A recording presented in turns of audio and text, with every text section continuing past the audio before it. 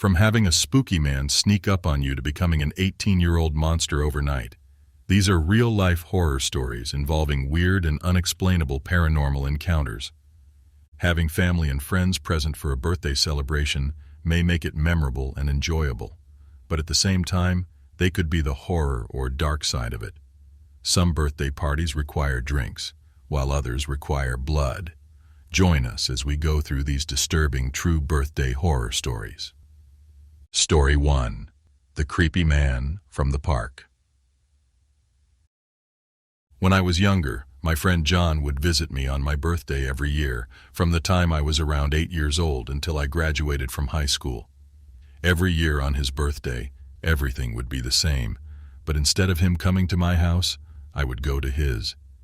It was generally just the two of us hanging together, and it was never a big thing.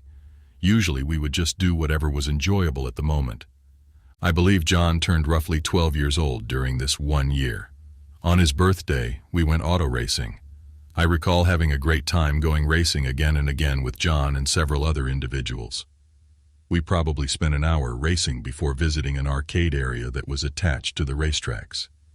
While we were there, we noticed this extremely unsettling-looking man in the corner who was merely observing people by standing up against the wall. I mentioned to John how eerie he looked. The individual was quite thin, had spectacles, a mustache, and an overall unclean appearance. His age escaped me, but if I had to guess, I'd say he was in his 40s. The man lingered in the arcade while we continued to play. I felt uneasy about him, but I wasn't going to let that stop us from having a good time. After a few more games, we noticed the dude had left. When it was finally time to return to John's place, we climbed into his mother's vehicle. John was seated in the back seat as we made our way back. When we turned around, we noticed that the eerie man we had seen at the arcade was driving the car right behind us. John and I found it amusing at first, but with every move John's mother made, the man would follow suit. We became concerned when the coincidental event ceased to be amusing. Nevertheless, we kept it a secret from John's mother, and now that we think back on it, that was probably a mistake. When we returned to John's house, the man was driving down the street in front of it. This gave us relief, and we went inside. But an hour later, when we were seated in John's living room, we saw the car parked just in front of his house. When we glanced at the car, it didn't seem to have anyone in it. However, we related the events to John's mother and explained our concerns. She initially didn't seem to trust us, but once we showed her the car outside, she started to act a little worried. John's father then entered, and we told him everything that had happened. He decided to walk outside and explore. We heard some screams coming from outside around 20 minutes later. Then John's father entered and announced he was phoning the police. He informed us that when he went for a tour around the house and noticed no one inside the car, he discovered the man crouched and concealed outside of John's bedroom window. The man fled when he noticed John's father. When the police arrived, they were able to locate the man, who was hiding a mile away in the woods. With so many police officers present, I recall it being a crazy situation. The idea that a stranger was outside John's window and had followed us the entire way home was incredibly unsettling. Before we get into the next disturbing story, let's take a few seconds to subscribe to our channel, Top Scares. If you love scary, horror, and intriguing stories, then this is the best channel to look out for. Don't forget to like, share, and comment on this video. Story 2. The 18-year-old monster. My dad gave me a free pass to host a lavish celebration at our lake cottage for my 18th birthday. Everyone was losing their minds. My friends were popping champagne corks like a water fountain. I even took a bath in some of them, while I was throwing girls into the pool. Suddenly, as the celebration got going, I looked across the backyard at the woods. Standing beneath a tree, a woman was staring at me. A sly smile flashed across her face, but her wide eyes remained as lifeless as a dead fish. But didn't know how long she has been observing us. I was a little uneasy, but I chose to ignore it because it might just be a homeless person taking in the sight of wealthy children having fun. Everyone began to pass out wherever they could at about 3 in the morning. While I was sleeping on the pool deck on a sun lounger, dreaming about gorgeous girls feeding me grapes and focusing all of their attention, someone's breathed on my face. When I awoke from my drunken stupor, I found the same destitute woman looking down at me with the same eerie smile. She was missing a couple of teeth, too.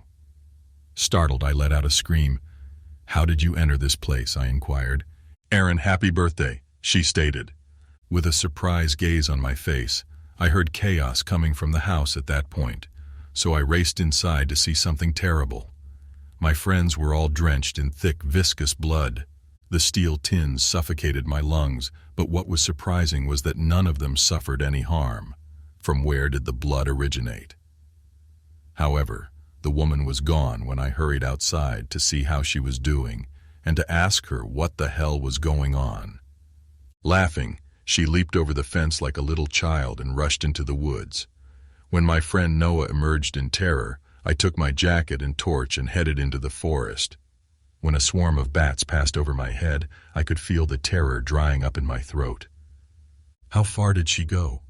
Also, who was she? Abruptly, I became aware of an odd chant resonating across the forest. Deeper and louder came the chanting voices, and the heavy winds became like a storm breaking forth. The voices emanated from the desolate terrain. A massive fire was rising to the sky in the forest, and men in red robes were circling it like robots under hypnosis. My skin crawled under their strange chant, yet I could also feel my blood pounding through my veins. At this time, I noticed the woman was standing behind me with blood all over her hands. She said, "Come to Mummy. I have been waiting to hold you for the last 17 years. As she extended her arms in my direction. "What do you mean? Have you been told by your parents how they took you away from us?" "He wasn't a human," the woman claimed. "You are the offspring of my soul's submission to the Dark Lord. You are his son." She said, "It's time you embraced your destiny." I was so shocked by everything this strange woman said that my ears went numb. "When you were just a year old, your parents came trekking in these woods years ago and took you away from us. Come back to us, Aaron. It's time for you to join your real family." As I turned to go back, I noticed that my lake house was on fire and that all of my friends were inside screaming and banging on the doors as the sky suddenly collapsed. They were imprisoned and made to perish. On the other hand, I had my car keys on me, so I decided to drive home with so much fear in me. I frantically rang the doorbell. My dad was surprised to see me in that state when he opened the door after 5 minutes. "What happened to you, as you were scheduled to return tomorrow?" he inquired. "My friends are all dead, Dad," one of the women said. "You stole me from her, as these men with red ropes burned them alive. Mom, am I not your son?" As soon as I dropped the bomb, my mom's face went pale, and she and my dad exchanged glances. "Aaron, hear me out." My father came to hug me, but as soon as he touched me, his body burned. I was astounded by what I saw when I heard my mother scream. She crumbled to dust as soon as I touched her, even though I had hurried to soothe her and tell her that I had no idea what had happened. My parents turned into dirt as soon as I touched them. My heart began to burn, my eyes began to hurt, and I began to cough. Eventually, I passed out and fell to the ground. I attempted to breathe while holding my chest, because I felt like something was trying to come out of me, but it was hurting. I thought my gut was going to burst out of my mouth every second, but instead, 3 iron nails protruded from my throat. I sobbed as I sank on the ground, baffled by what was happening to me and wondering, am I not human? Was the woman correct? Am I the Dark Lord's son? Then the door opened and the woman entered, followed by her servants in red robes. "Now that you are 18, Aaron, your abilities have returned. You are unable to touch a human since it will burn instantly. Come with us, son. We can teach you everything you need to know. It's time, Aaron. Here I am, dwelling in this house in the woods. We worship the Dark Lord day and night, offering sacrifices and honoring him with the blood of the defenseless. With a single glance, I have the power to devour someone's soul and drain their blood, in addition to turning them into dust. My human parents named me Aaron, which means son of the devil, which is only ironic.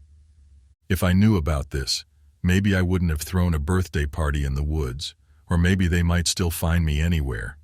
Who knows? But what do you think about it?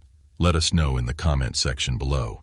And do you know what else scares the living life out of me? Check out this video on your screen now. Horrifying true Facebook Marketplace horror stories.